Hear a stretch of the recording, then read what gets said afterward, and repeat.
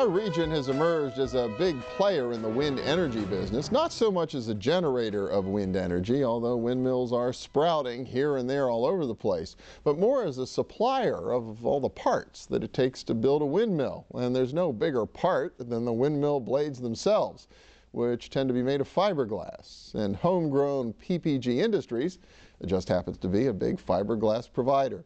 Cheryl Richards is Global Market Development Manager for Wind Energy at PPG. Welcome, good to see you. Thank you, Bill. I guess we've watched the windmills sprouting up all over the place. Probably a lot of people haven't made the local connection, but this is, I guess, a growing new market for PPG? Absolutely.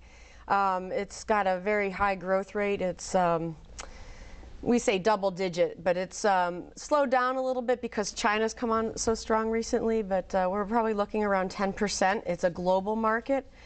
So the growth to us means manufacturing and fiberglass and coatings going into the wind turbines, but it also represents a growth opportunity for new technology. Are windmills getting, they seem to be getting bigger? Are they getting more efficient? Is this becoming more and more a viable technology when it comes to just competing with other forms of energy generation that are out there? Certainly. So it's a relatively young industry, so say about 25 years. You started with rather small machines in the, we call it kilowatt or megawatt.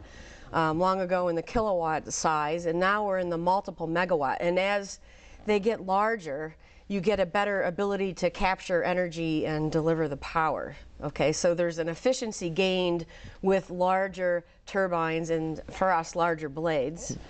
Of course, it means more material, but the energy efficiency pays back into a cost of energy decrease, which if you're going to compete in the energy industry, you need to be competitive. So we always are looking out for cost of energy competitiveness. I would think there has to be a whole lot of materials science R&D that goes into making these things bigger and bigger, because they got to get lighter, I would think, right, to be able to scale them. Well, absolutely. That's why they're using fiberglass in the blades. So I think you might find it interesting. The blades are hollow and they're composite. So it's a combination of fiberglass plus resin, whether it's a polyester or epoxy resin system, glued together.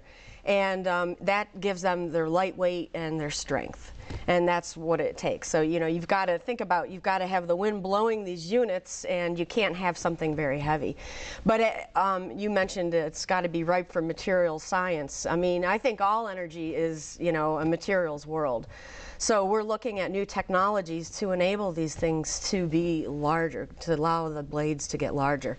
And then again, that allows it to be more competitive in terms of competing against the fossil fuels. Well, that would seem to give our region a real edge. When you think about our expertise in materials science kind of across the board, when you look at the needs in the energy business, we would seem to have a lot to offer. Well, yeah, because Pittsburgh, look at how we grew up and what we're founded in, very basic materials, which I think some people might call them commodities.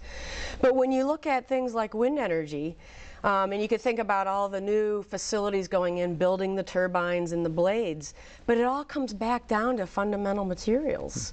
So you need steel, you need aluminum, you need paint, you need fiberglass, you need glass, even glass into photovoltaics.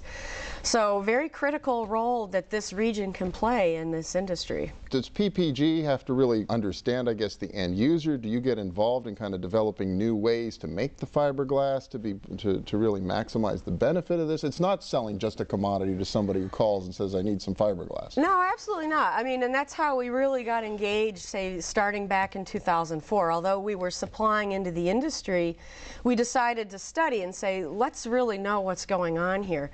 And from there, we developed a strategy that brought us into focusing on what we call the OEMs, or the GEs, the Siemens, the Gamesas, the Vestases of the world.